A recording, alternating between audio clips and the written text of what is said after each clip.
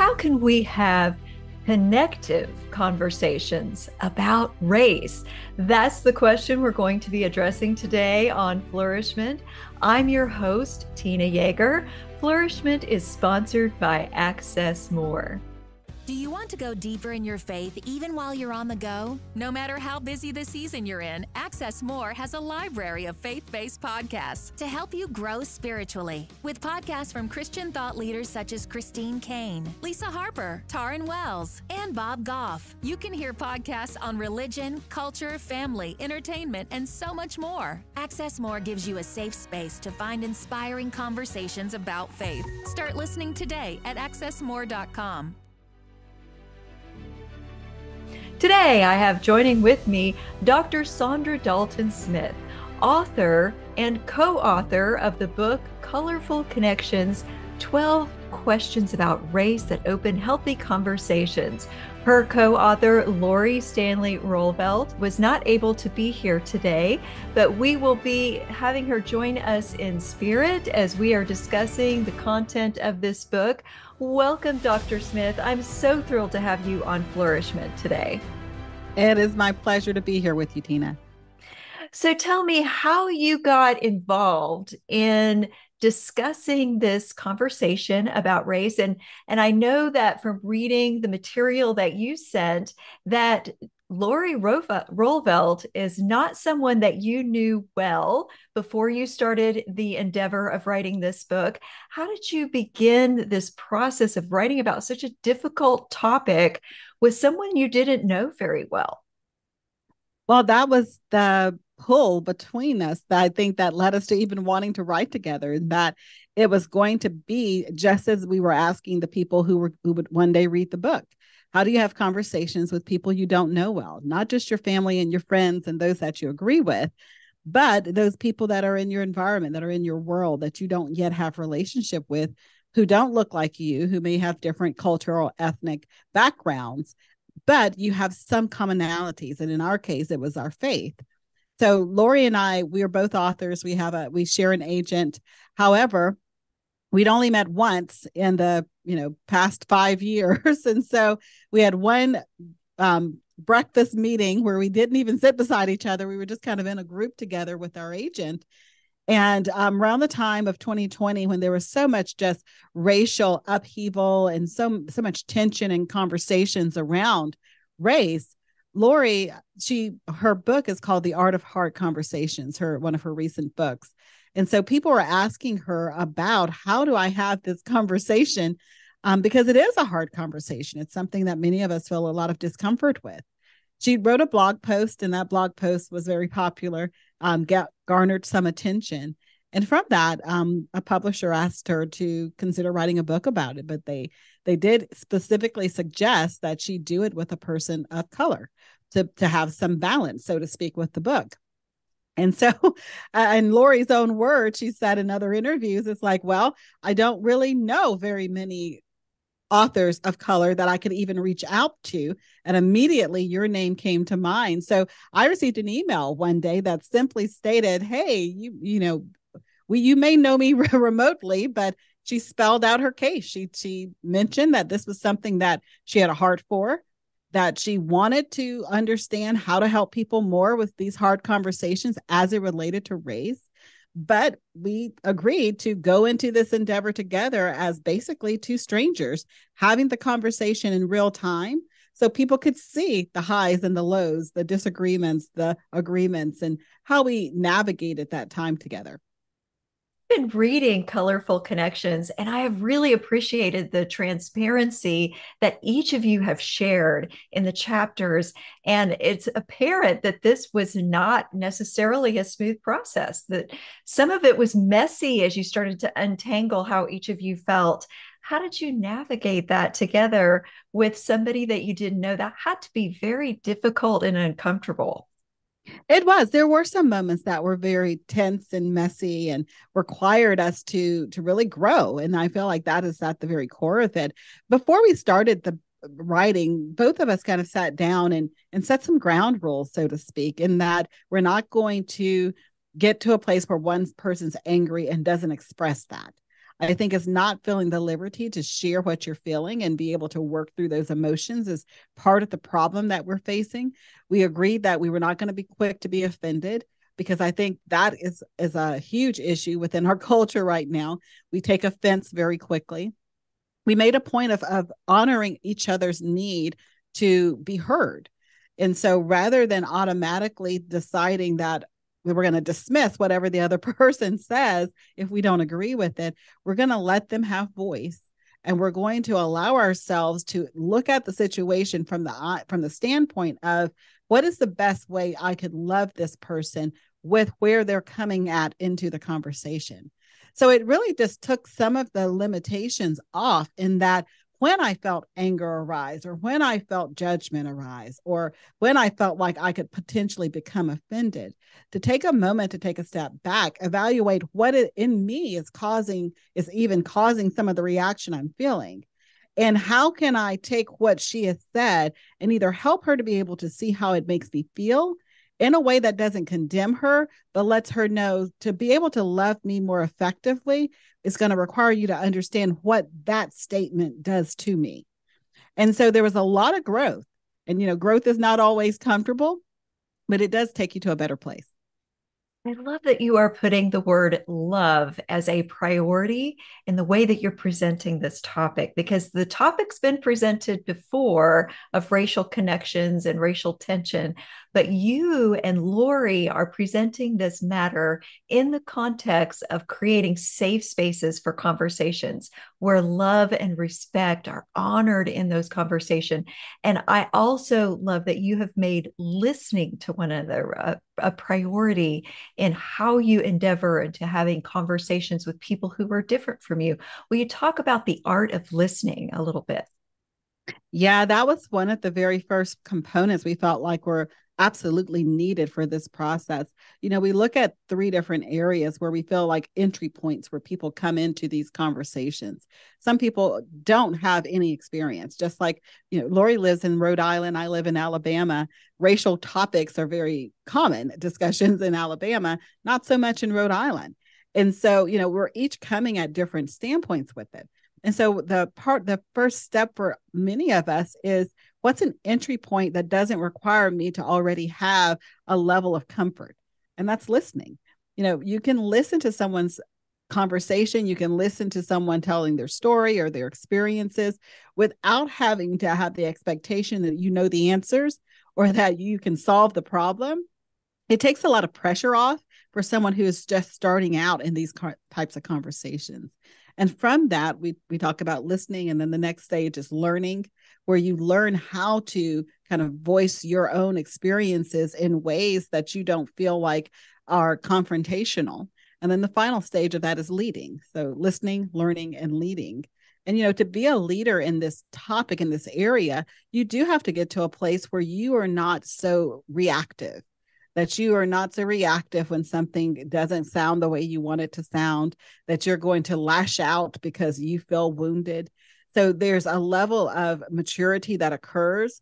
And I believe that begins initially with that listening component. I love the way that you are leading us toward being leaders and not experts, because that was something that you and Lori both acknowledged, that neither of you were experts on the topic of race. And it's a little dangerous to say you're an expert in that topic, since no matter what race or ethnicity you come from, ethnicity being a better word, really, as you've expressed in the book, it's not that you're ever going to be a complete expert if you don't continue asking questions.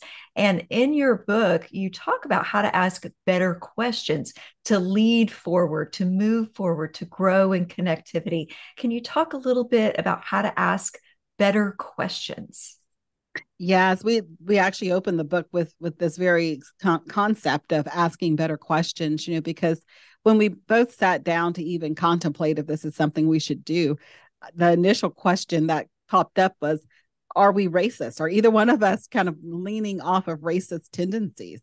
And, as we looked at that question, it was like, it was an easy cop out to be able to say, nope, I'm not a racist, because, most of us, when we hear that term, we're thinking of like the extremist groups that are out there that, have a focus on really just honoring one specific ethnicity and kind of downgrading, so to speak, the other one.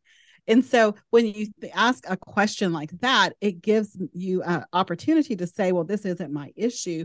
I don't even need to talk about it because I'm not one. And so when we look at better questions, a better question from that would be, am I putting myself in situations to grow in my ethnic relationships with others? And so when you start looking at that, then you kind of take the blinders off.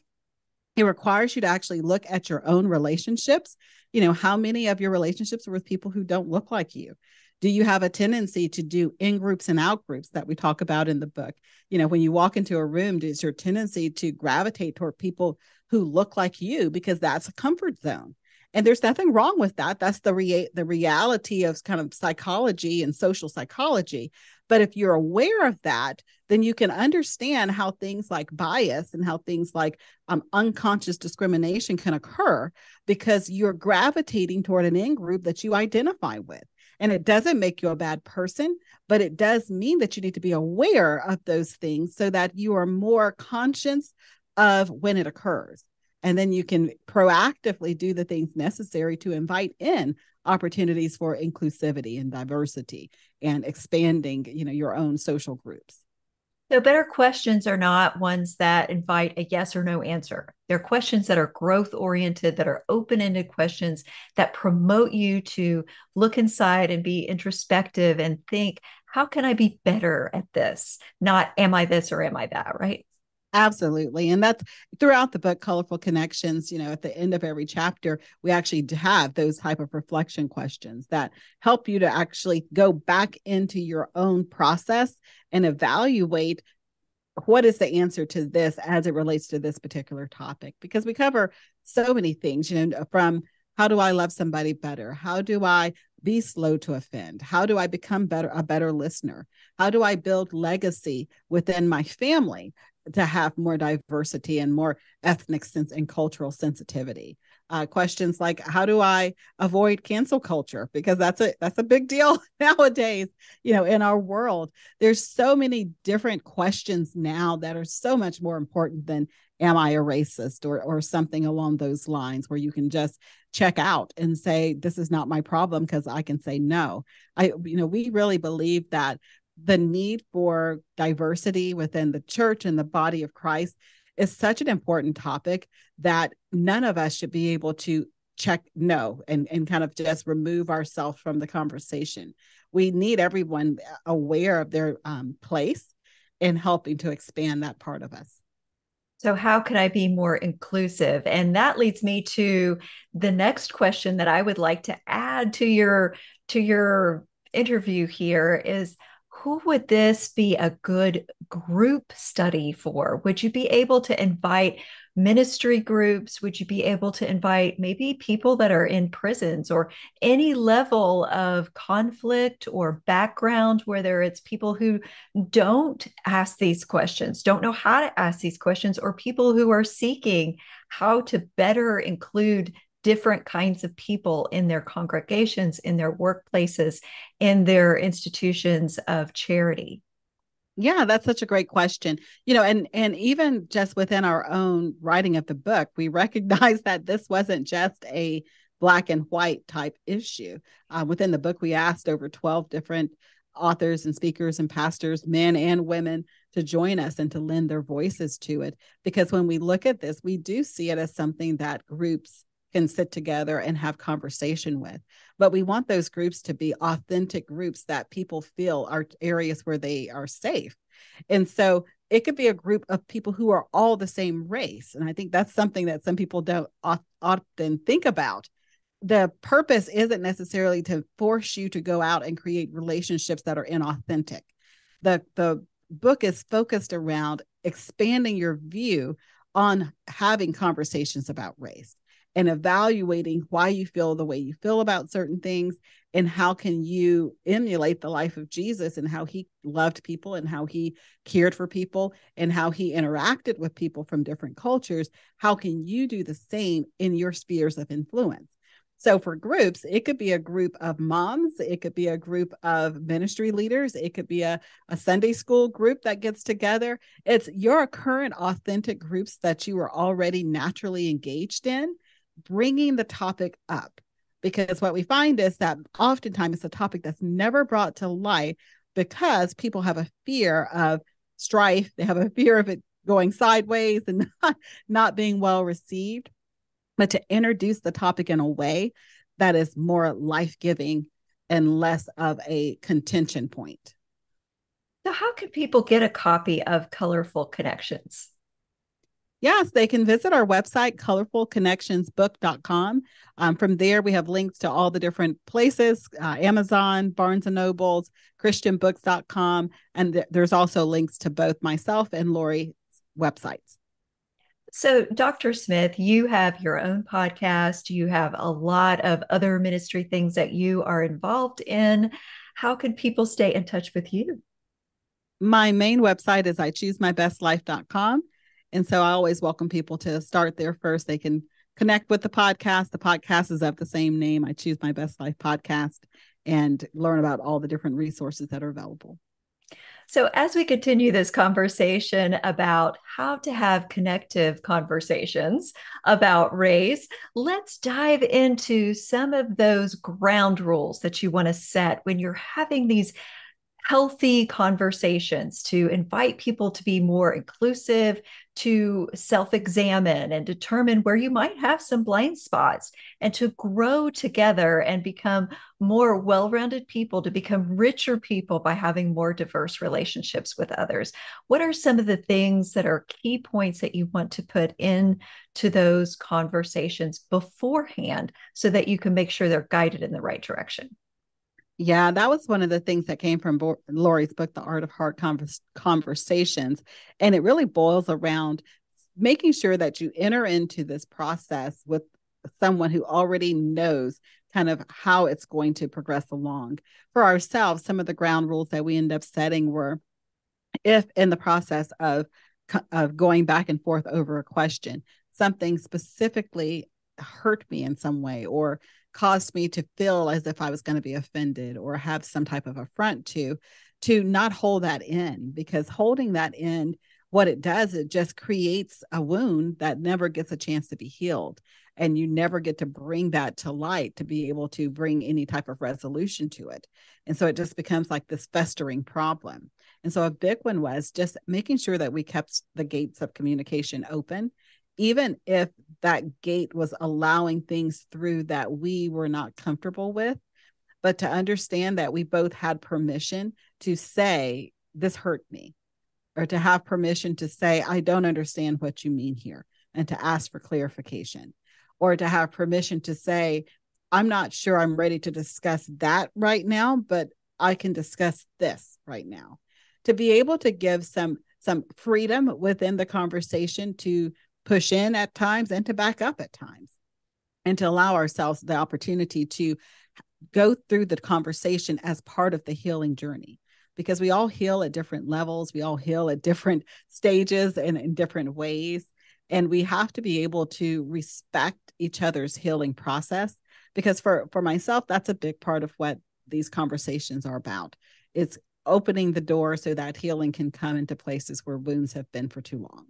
Yes. Oh, that's such a beautiful thing. And I love that you are being willing to be vulnerable. And that had to take some courage to put yourself out there as someone who's willing to share where you've been hurt and what kinds of things might be hurtful to you. They might be different than things that are hurtful to other people. We can't assume that everyone's the same, even if they have similar ethnicities. So how did you convince yourself to move forward with this project? That had to be very difficult. It was. I initially, when I got Lori's email proposing the whole project, initially I opened it up, I read her email, I closed it up, I backed away, and I looked at my husband and I said, you're not going to believe what this author just wrote to me. And he was like, like what? Like, is it something, horrible, like really bad? Like, and I was like, no, it's not something that was really bad. It was just something that I had no intentions of ever writing a book about. It was such a shock to me, because it's not a topic that I normally would talk about, simply being because it's a difficult topic. It's a very difficult topic. And so, for myself, I had to get to a place where, after I didn't reply back to Lori initially, I kind of told my husband, and I was like, I'm just going to pray about it, because I didn't get an immediate no, but it was just a little bit of hesitation. And so I spent some time praying about it. And it was during this, I have two sons. And so it was during this time that so much was going on in the world as it relates to race and, unexpected deaths and all sorts of things that were just happening at the time. And, I was praying one night, and I just really felt like, why would I not?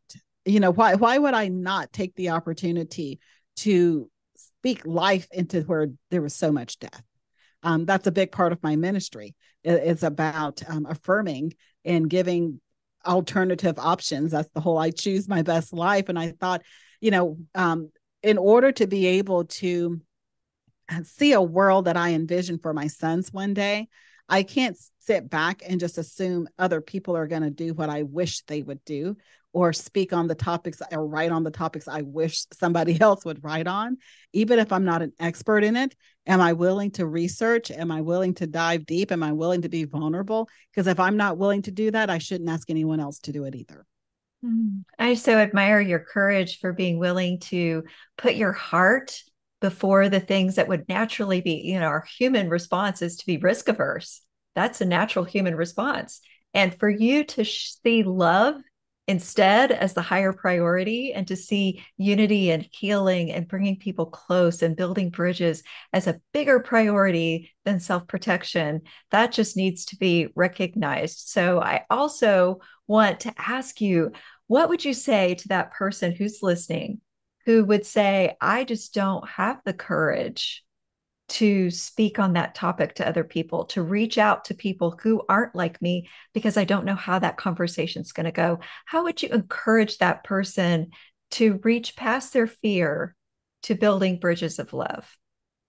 Yeah, that's such a great question. It's one that we had quite a few of our guest speakers or authors, I should say, that were within the book joining us answer.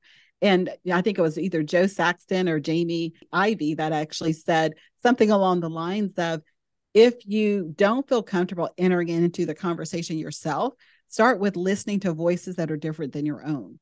And so they gave some specific names of like podcasters or people even on Instagram, just following people who are different ethnicities, different voices, talk about these types of topics, so that you are at least exposing yourself to something different.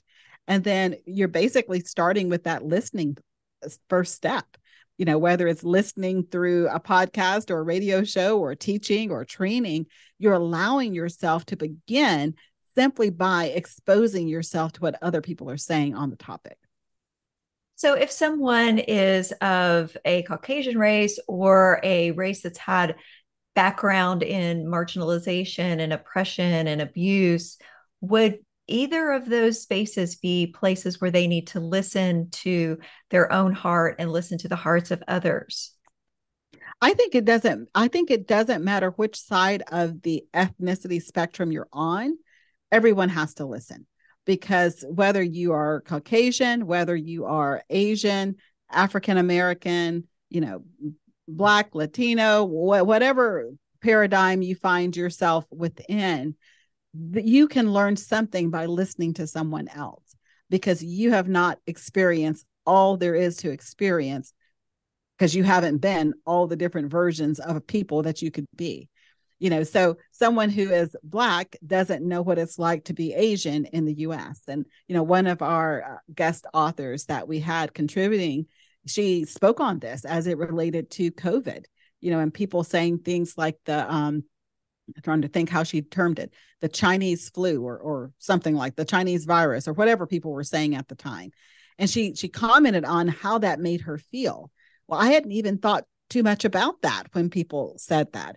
Part of me even thought they're just relating to where supposedly it originated from. But her take on it was something completely different, especially as it related to how people responded to her parents who owned a store in a certain town. And so when you start thinking about it that way, you realize that unless you listen to people and share their experience from their life journey in their skin, you don't really know how they're feeling on a topic and why certain things may be offensive or hurtful or painful to them. And the book also shares that it isn't recommended to pick one person and make them the expert on their entire ethnicity, because everybody's individual experiences will differ and nobody wants to be that token representative Yes. of their entire ethnicity. But people make that mistake often. So often. And you know their heart behind it. You know that, I mean, you can assume at least their heart behind it. But we have to stop doing that because no one person can speak for everybody. And it's so individualized because what may be a wounding for me may not be a wounding for someone else. And so I think that's part of the reason why it seems like racial issues are so hard to resolve, because we try to resolve it on kind of like this huge global scale all at once, where we really need to bring it more closer to home, deal with the heart that's in front of us, deal with the personal relationships that are in front of us, grow those, build up those, edify those. And from those individual kind of edifications, we can actually see a greater change within our culture. But when we try to just hit it through the culture as a whole, there are so many different experiences that individual people don't get the heart healing that they need so that the greater culture can actually experience a healing in itself. And you also mentioned that you can make the opposite mistake by being colorblind, so to speak, and just trying to ignore the whole issue of race altogether when you're in relationship with somebody. But then you're missing some of the things that are really important to that individual. Can you talk about that a little bit? So true. I don't recall if it was Lori that said it or maybe I just brought it up, but I know one of the things that I hear so often from well-meaning Christians usually is that they make the statement, I'm colorblind.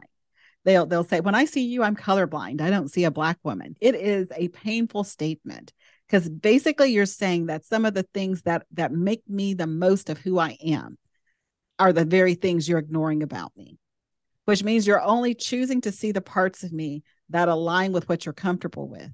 And you're not willing to see the parts of me that you have yet to become comfortable with. And so we really never want anyone to be colorblind. We want them to be color aware, not in a place where that is the determination of how they view a person, but they are aware of whether someone is of a certain ethnicity group. And we want them to be culturally sensitive. And so those are the statements that we really want from people, that they are aware of what our colors are, but they're not necessarily focused. They're not determining who we are, our value, or our ability to assist them based on what they see. They're giving us the opportunity to, as Martin Luther King says, to be judged by the content of our own character and not be lumped into groups based on those kind of identifiers. So we're not defined solely by the color of our skin, but we want to make sure that people recognize that that is part of who we are as well. It's part of our ethnicity. Yes, absolutely. That is so wonderful. And I really appreciate all of the wonderful wealth of opportunity that you have provided in the context of this book and in the ongoing conversations that you can have in all the different ministries that you offer and that Lori offers. How can people stay in touch with you and stay in touch with Lori and get a copy of Colorful Connections? Yeah, so be sure to visit colorfulconnectionsbooks.com. There we actually have a study guide that'll help you walk through the process so that you can do it with a group. We actually have some conversation starter questions as well, and some opportunities for you to be able to engage with this process of praying through even before you begin. We have a pre-prayer journal where you can begin to look at, how do I prepare myself to even go into conversations like this so that I do go in with an open heart. And then the book's available wherever books are sold, christianbooks.com. Always go to your independent Christian bookstore if you have one nearby. We always want to support them. And then, of course, Amazon and all the other places have it as well. Well, I so appreciate all of you listening, and I hope that you have had your heart stirred toward becoming more aware of how you can grow through books like Colorful Connections, and invite those who you work with, people that you're in ministry with, to get copies of Colorful Connections so that you can all grow and become more like the way God designed the body of Christ to connect with one another. And of course, I also hope that you come back for the next episode of Flourishment. Flourishment is part of the Spark Media Network and can be found on the Edify app.